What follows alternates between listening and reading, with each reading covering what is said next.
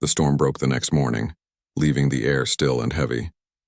The sun barely rose, hiding behind a veil of gray clouds that refused to clear. The men at the air base moved slower than usual, exhausted, bruised, haunted by what they had seen and what they had lost. Only 3 planes had returned. Captain Arthur Blackwell walked the flight line alone. The bombers looked different in daylight, battered, torn, their bellies scarred with shrapnel holes. Mechanics swarmed them like medics on dying bodies. The smell of burnt oil and cold metal lingered in the air. He passed by the name painted on the fuselage of the lost aircraft, Falcon 2. Someone had left a mug of black coffee on its empty spot. It had gone cold. In the briefing room, the chatter was dull and bitter. Men spoke in half-sentences. No one laughed anymore. Someone muttered, "Blackwell's luck won't last forever." Another replied, "It wasn't luck. It was insanity." Blackwell ignored them. He sat at the end of the table, unrolling his maps again. Lines crisscrossed every page, hand-drawn with pencil and ink.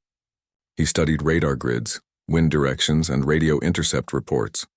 Harris entered quietly and leaned on the doorframe. "You haven't slept." Blackwell didn't look up.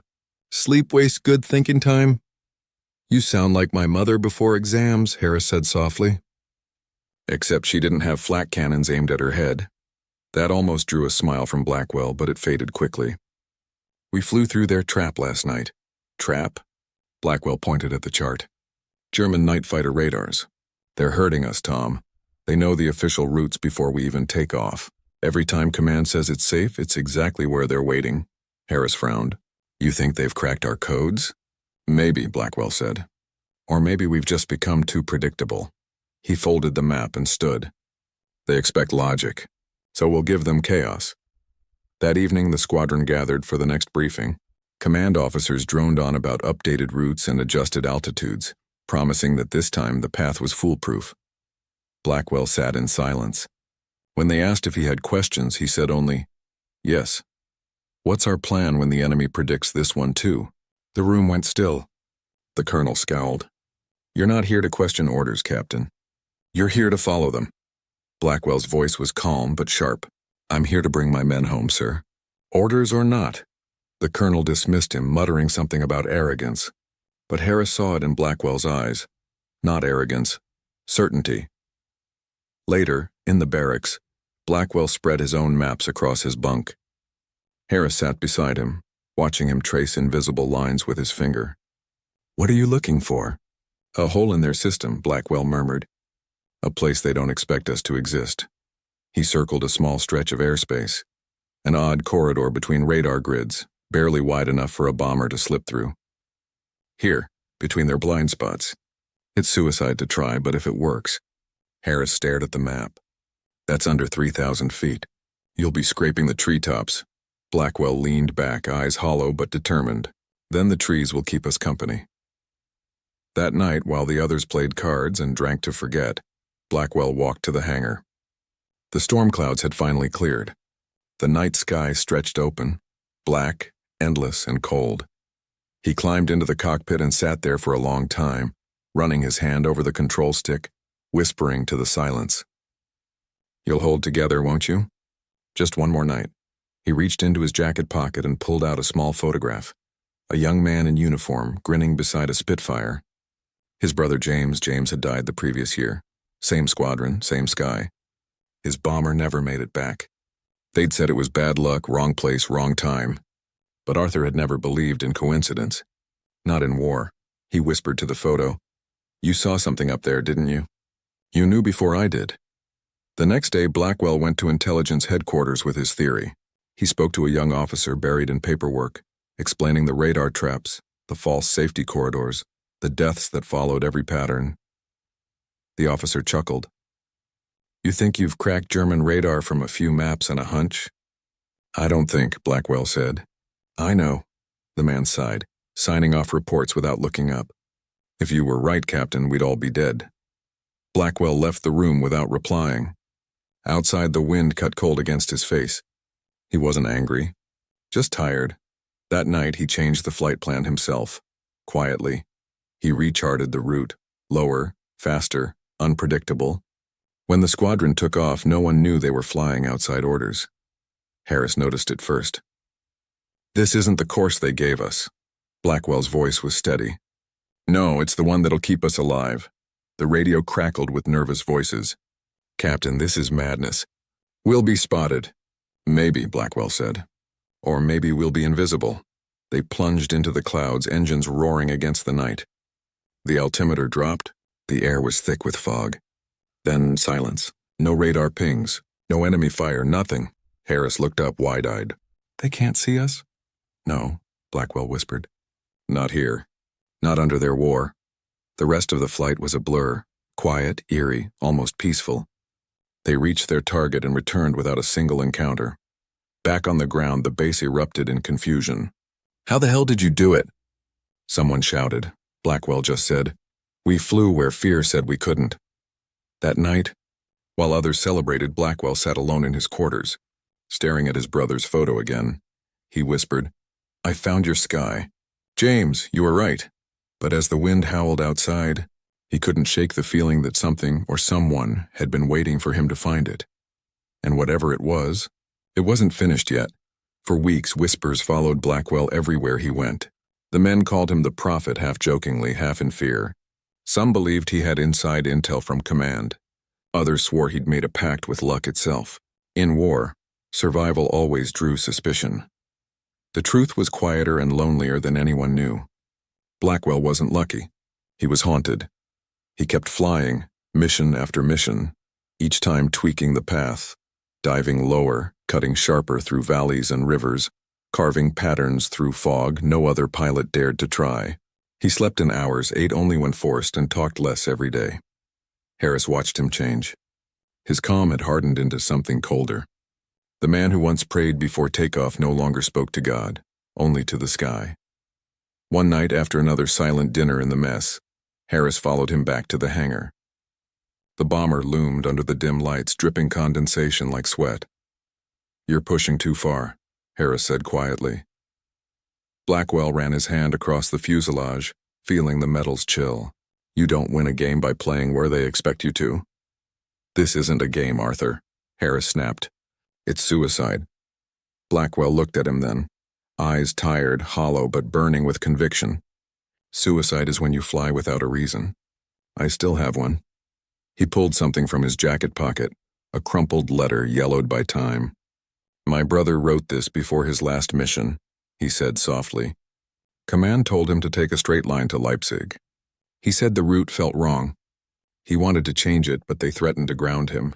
He followed orders." He handed the letter to Harris. It was short, just a few lines scrawled in fading ink. "If they tell you to fly straight, fly crooked. The enemy reads our maps better than we do." Harris folded it carefully. "You think he found what we're fighting against?" "I think he died trying to warn us." The next morning, orders came in for the largest operation yet, the bombing of Leipzig. Dozens of aircraft. Full payload. A direct route. The brass called it Operation Hammerfall. Blackwell read the coordinates, jaw tightening. "They're sending us into the same corridor my brother died in." Harris paled. "You'll tell them, won't you?" "They don't listen," Blackwell said. "They only count." That night, during the pre-flight briefing, he stood before the squadron. The men waited for orders, weary but obedient. Blackwell unfolded the official map and then slowly tore it in half. "You want to live?" he said, voice steady. "Then don't follow this." The room fell silent. "Command says this is safe." They said the same thing last time. "Look around, half of those men are gone. I won't watch the rest of you burn for someone else's idea of order." Someone muttered, "You'll get us court-martialed." Blackwell's tone didn't waver. Better court-martialed than buried. When they took off, no one knew whose orders they were following anymore. Over the channel, the night opened like a wound. The clouds were black and endless. The radar began to blink. Enemy contact. And then, above the storm, the voice of command crackled through the radio. "Maintain altitude. Stay on course." Blackwell's fingers tightened on the controls. "Negative," he said quietly. Harris looked at him. "Arthur." Blackwell's eyes didn't leave the horizon. "We go low." The plane plunged. The altimeter spun down. Above them, the rest of the formation kept straight, obedient, predictable. And one by one, their lights vanished into the clouds. Harris whispered, Dear God. But Blackwell only said, not God, mathematics. They flew beneath the storm, skimming rivers and forest lines unseen and unchased. By dawn, they were the only squadron still alive. Back at base, command refused to look him in the eye. The official report said heavy resistance. Blackwell knew better. It wasn't resistance. It was a pattern, and this time he had the proof. The sky was on fire. Engines screamed. Radios bled static and fear. In the chaos of that night raid over France, one bomber broke formation, diving lower, cutting across enemy radar at a suicidal angle. Blackwell's lost it. Someone shouted over the comms, but Captain Arthur Blackwell wasn't running. He was flying straight into the storm, a flight path that no sane pilot had ever dared. The rest of the squadron watched from above as tracer rounds stitched the sky behind him. Then through the smoke and lightning, his voice came calm and steady over the radio. Follow me. They thought he'd gone mad, until his madness became the only reason any of them survived. The rain hadn't stopped in 3 days. It fell in thin, relentless sheets soaking the tarmac, bleeding into the cracks of the runway where the bomber wheels sat like heavy ghosts. The air was thick with fuel, oil, and nerves. Every breath smelled of metal and rain.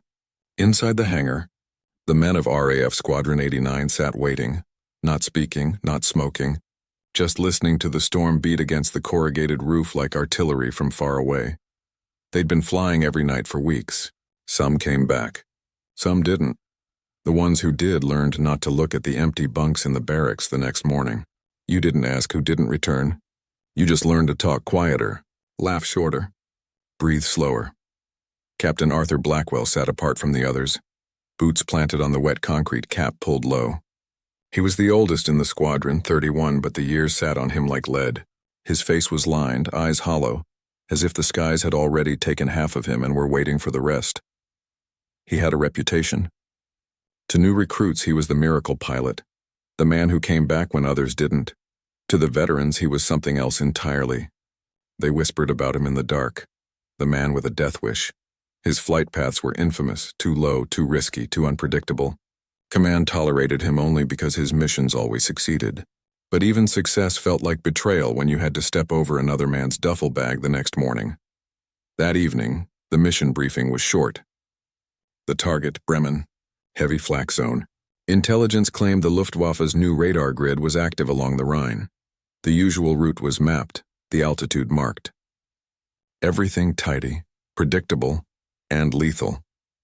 When the briefing ended, the officers left the room and the pilots gathered around the battered table. The light flickered. Someone poured whiskey into tin cups. Someone else said a prayer. Blackwell unrolled his own map, covered in hand-drawn lines, strange loops and arrows that made no sense to anyone else. He'd been studying it for days, tracing invisible corridors through death. His co-pilot, Tom Harris, leaned over his shoulder, squinting.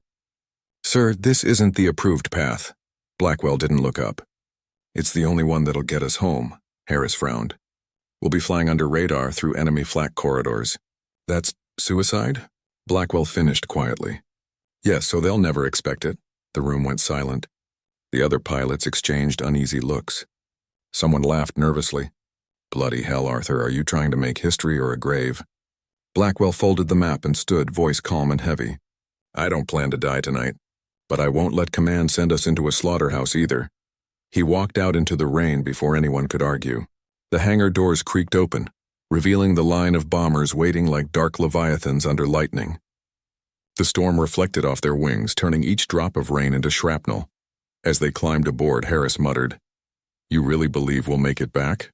Blackwell paused at the cockpit ladder, his expression unreadable.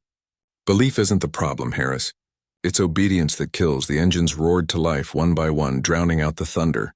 The ground crew saluted through the rain as Squadron 89 rolled toward the runway. 4 aircraft, black silhouettes swallowed by the storm. Takeoff was a violent blur. The bomber shook, the wings groaned, and the world tilted into endless night. Over the channel, lightning lit up the clouds like silent explosions. Inside the cockpit, Harris checked the altimeter. "We're too low." Command said, "I know what command said," Blackwell cut in. "I also know the last 5 crews that listened to them are buried in France." The radio crackled to life with chatter from the other bombers. "Formation steady.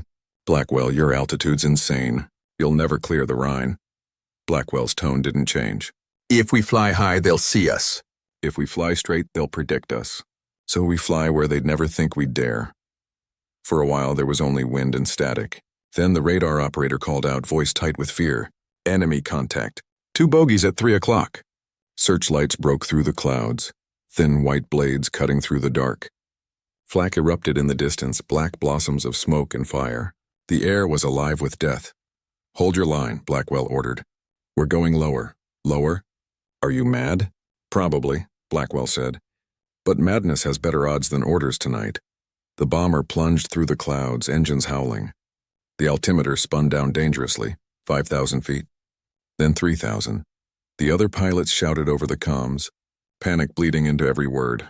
But below the chaos, beneath the web of radar and flak, there was quiet. The German guns fired into empty sky, chasing ghosts. Blackwell's eyes narrowed. Now you see it, he said softly. See what? Harris asked. The blind spot. They leveled out over a river, the moon breaking through the clouds just long enough to show their reflection gliding silently across the water. For the first time that night, the radio was clear. No alarms, no pursuit, no death.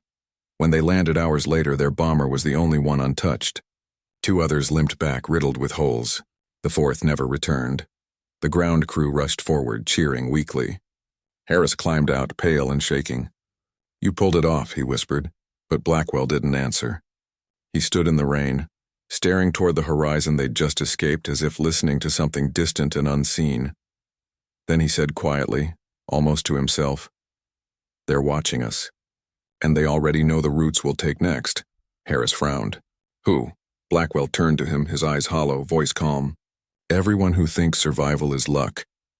He walked away without another word, and from that night on, nothing about the war, or the man, would ever be the same. The morning after the Leipzig raid, the airfield was silent. Not quiet, silent, the kind of silence that sinks into bone, that refuses to move. Rows of empty planes stood like gravestones under a colorless sky. Only 4 of the 30 bombers that had taken off returned. Blackwell's was one of them. The mechanics clapped when he landed, but their hands were trembling. Nobody smiled. Nobody asked questions. It was no longer heroism to survive, and it was guilt. Every man who walked back from a mission carried ghosts on his shoulders. Harris found Blackwell still sitting in the cockpit long after the engines stopped. He wasn't moving, wasn't even unbuckled, just staring through the cracked glass, his gloved hands still on the control column. Arthur, Harris said softly. Blackwell didn't turn. His voice came low, rough. They didn't stand a chance. They were flying into coordinates we've already buried men in. Harris climbed up beside him. You tried to warn them. He shook his head. Warnings mean nothing when the people giving orders can't bleed. He reached into his flight jacket and pulled out the same small notebook he always carried. The leather cover was worn, corners blackened, pages warped by moisture and time. He opened it to a page that looked different from the rest. Not numbers or coordinates this time, but words. Harris leaned closer. The handwriting was tight, urgent. Altitude is fear. Blindness is safety. The only way out is through. Below that was a name, James Blackwell. Arthur's hand trembled as he traced the letters. My brother wrote that the night before he died. He knew something was wrong. He was trying to tell me. Harris felt a chill crawl up his spine. You mean, all these routes you've been flying and are his unfinished equations, Blackwell said. He saw what no one else did, that the war was being fought in predictable patterns. We fly like machines, so we die like machines. The Germans learned how to read us. Every order, every formation, every turn.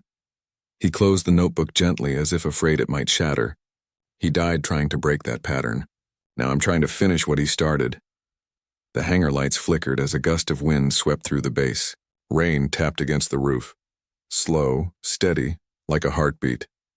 Command won't listen, Harris said after a long silence. Blackwell looked up, eyes hollow, but burning with something colder than anger. Then I'll stop asking for permission.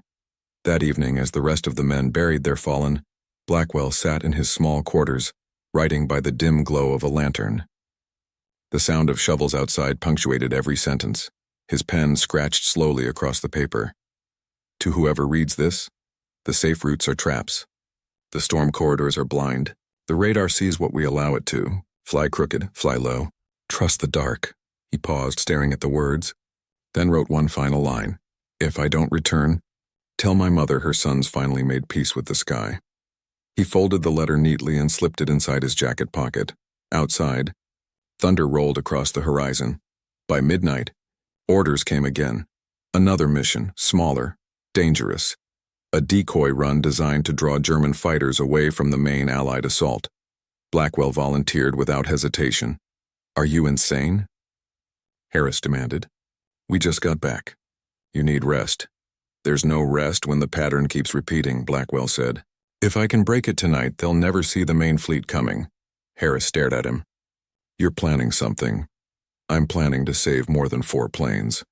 Harris slammed his hand on the desk. And if you don't come back? Blackwell met his eyes. Then at least you'll know which path not to take. Later, as the crew prepared the bomber, Blackwell moved among them quietly, checking the engines, tightening harnesses, tapping the wings like a man blessing each bolt by touch. He didn't speak much, but every gesture felt deliberate. Finally, when the plane rolled out onto the runway, Harris climbed into the co-pilot seat beside him. You didn't have to come, Blackwell said. Then why does it feel like I always do? Harris replied. The engines roared to life. The runway lights blinked out behind them. The bomber lifted into the sky, swallowed by darkness once again. For the first 30 minutes, the radio crackled with reports. Flak to the east, enemy fighters scrambling north. The main Allied fleet was already on course, relying on Blackwell's smaller team to draw fire. Still think this will work? Harris asked over the roar of engines. Blackwell's eyes stayed on the horizon. It has to. I'm out of things to believe in. They flew low, hugging the earth. At times, the wings sliced mist off the trees. The altimeter was nearly redlining. Then, for the first time in weeks, something unexpected happened. The radar stayed silent. No blips. No alarms. No intercepts. They were ghosts again. Invisible. Untouched. Arthur, Harris breathed. You did it. Blackwell didn't smile. He just stared ahead, jaw tight. Don't thank me yet. We're not through. And as they pushed deeper into German territory, lightning flared in the distance, carving the horizon open like a wound. Harris gripped the controls tighter. What if the storm kills us? Blackwell's answer was soft, almost calm. Then at least the enemy won't get the credit. The bomber roared into the darkness, swallowed by thunder and cloud. And somewhere deep inside that storm, history bent, ever so slightly toward the man who refused to fly straight. The storm hit harder than anyone could have predicted. Rain lashed against the windshield, turning the sky into a sheet of gray steel. Lightning struck somewhere ahead, lighting up the cockpit for a heartbeat before plunging them back into blackness. The altimeter needles shivered wildly. The instruments couldn't keep up. They were flying blind. Harris gripped the controls, voice trembling. Arthur, we can't hold this altitude. We'll break apart. Blackwell's hands were steady, his eyes fixed forward. Trust the wings. She'll hold. Hold? Harris shouted. We're barely flying. We're falling. But Blackwell didn't flinch. Falling's just flying with conviction. The bomber groaned under the strain. They were below radar range now, scraping so low that they could see flashes of river water below them when lightning split the clouds. It was suicide to fly this way, but that was the point. Every German radar array above was scanning for targets 10,000 feet higher. The Luftwaffe's fighters tore through empty sky, chasing ghosts that didn't exist. For 2 hours, Blackwell's small decoy squadron led the entire German defense grid away from the main Allied formation. The other bombers following his lead stayed low, silent, invisible. Enemy contact. Nothing. The radio operator whispered, stunned. They're looking in the wrong sky. Harris turned to Blackwell. How did you even know this would work? I didn't, Blackwell said quietly. I just knew what wouldn't. At that exact moment, far above them, the main Allied fleet passed unharmed over the North German plains. 300 aircraft flying straight to their targets without a single loss. Down below, Blackwell's decoy group flew deeper into chaos, drawing every remaining fighter east. The sky behind them burned as the Germans realized too late they'd been chasing shadows. Inside the cockpit, the tension finally broke. Harris laughed, a strange, breathless sound that bordered on hysteria. You mad genius. You did it! They never saw us. But Blackwell didn't laugh. He just sat there, jaw tight, watching the lightning fade into distant flashes. "They'll adapt," he said. "They always do." Harris looked at him, confused. What do you mean? "They'll change their grids now. The blind corridor won't last. Every trick dies the second you use it." He pulled the small notebook from his jacket, the one filled with sketches, calculations, and his brother's handwriting. He flipped it open and started writing, his hand shaking as he scribbled across the last blank page. "What are you doing?" Harris asked. "Finishing it," Blackwell said. When they landed at dawn, the base erupted in disbelief. Command officers rushed out, asking questions that no one could answer. The main fleet had completed their mission without a single loss, and the first time in history. "How?" one colonel demanded. "What did you do up there?" Blackwell handed him the notebook. "Nothing you'd approve of." He turned and walked away, leaving behind the cheers, the confusion, and the sudden weight of being right. Harris followed him to the edge of the runway. "Arthur, you realize what this means?" You just saved 300 men. Blackwell looked at the horizon, gray, endless, already waiting for the next mission. "Then tomorrow," he said softly, "I'll have to save them again." He walked away, coat billowing in the wind. The notebook now out of his hands, but his fate already written inside it. The next mission came sooner than anyone expected. The German counterattack had been brutal, and intelligence believed they were setting up new radar lines east of Kassel. Command needed verification. Volunteers were requested. Blackwell didn't wait for names to be called. "Squadron 89 will fly." The colonel frowned. "You've done enough, Captain. Take the week off," but Blackwell's voice was calm, final. "We don't stop just because we lived." That night, as the bomber was being refueled, Harris cornered him beside the hangar. "Arthur, you can't keep doing this. You're tempting death like it's a sport." Blackwell looked at him, eyes bloodshot, face gray with exhaustion. "Tempting death?" he said softly. "No, Tom. I'm trying to stay one step ahead of it." The wind howled through the open hangar doors. The smell of oil and rain filled the air. Harris could see the truth in his friend's face. Blackwell was running out of steps. Before takeoff, he pulled a letter from his coat, folded and sealed with wax. "If we don't make it back, give this to my mother." Harris shook his head, voice breaking. "You tell her yourself." Blackwell smiled faintly. "If the sky allows it." They took off into a red horizon, the sun bleeding across the clouds like fire. The mission was simple. Fly east, record enemy radar transmissions, return. But simple missions never stayed that way. Halfway across Germany, the first shell hit. The bomber lurched violently. Alarms wailed, smoke filled the cabin. Harris shouted, "Engine 2's gone!" Blackwell steadied the controls, coughing through the smoke. "We keep flying." "Arthur, we're losing fuel." "I said we keep flying." Flak burst outside the window, black flowers blooming in the sky.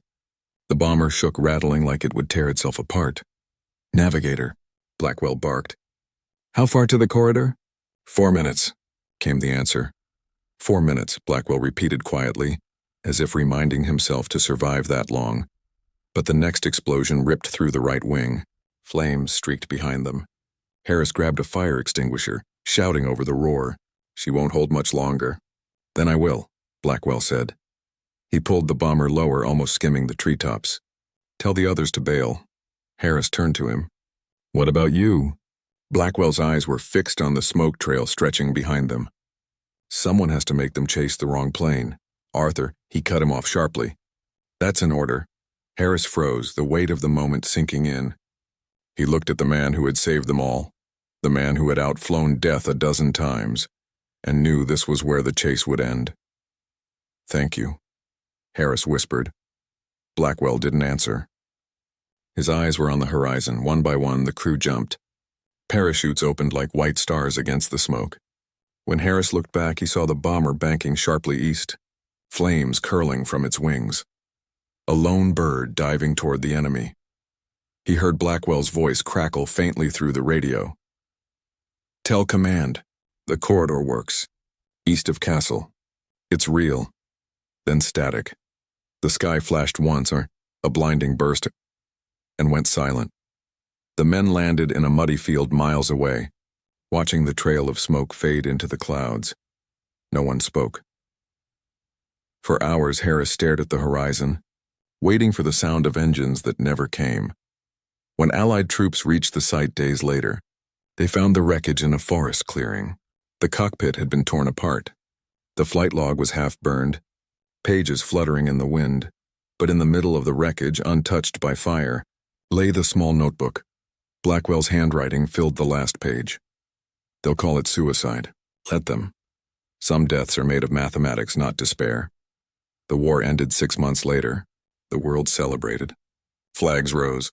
Bells rang. But at the small RAF airfield in southern England, there was no celebration, only silence. A new pilot took over Squadron 89. The bunks were filled again, the planes repainted, the engines replaced. Yet every man who flew from that runway carried the same unspoken legend, the ghost who had shown them how to survive by defying reason. Harris stayed in service for 1 more year, then left. He couldn't bear the sound of engines anymore. He carried 2 things with him when he retired: Blackwell's letter to his mother and the small notebook. It took him 10 years to deliver the letter. When he finally did, he found Mrs. Blackwell living alone in a quiet village by the sea. Her hair was gray, her voice soft, her hands trembling as she read her son's final words. She smiled through her tears. He always said he loved the sky more than safety. Harris nodded, eyes wet. He didn't die for the sky, ma'am. He died for everyone who still believed it could be crossed. Years passed. The war faded into textbooks and ceremonies. Pilots came and went. But every few years, someone from Squadron 89 would visit the crash site near Castle. The forest had grown thick around it now. Trees weaving through twisted metal, moss covering what once was steel. One spring morning, Harris returned one last time. He was old now, his hands unsteady, his breath shallow. He walked through the wildflowers and stopped at a weathered cross placed there by locals. A small piece of the bomber's wing still jutted from the ground, engraved faintly with the name Arthur Blackwell. Harris placed the notebook beside it. The wind caught the pages, flipping them open to the last words. "If I don't return, tell my mother her sons made peace with the sky." He stood there in silence, the breeze rustling through the leaves, sounding almost like an engine far above. A single tear traced down his cheek. "You found the path, Arthur," he whispered. "And we're still following it." As he turned to leave, the clouds broke. A single ray of sunlight pierced through, shining directly onto the wreck. For a moment, the forest seemed to breathe. And somewhere between the wind and the light, Harris swore he heard it. A calm, steady voice carried by the air. "Keep flying crooked. Tom," he smiled. Because in the end, the men who laughed at Blackwell's suicidal path realized something he had known all along. Sometimes, survival demands madness. And though the war had taken everything, one pilot's courage had given it back. War took everything, but courage gave it back.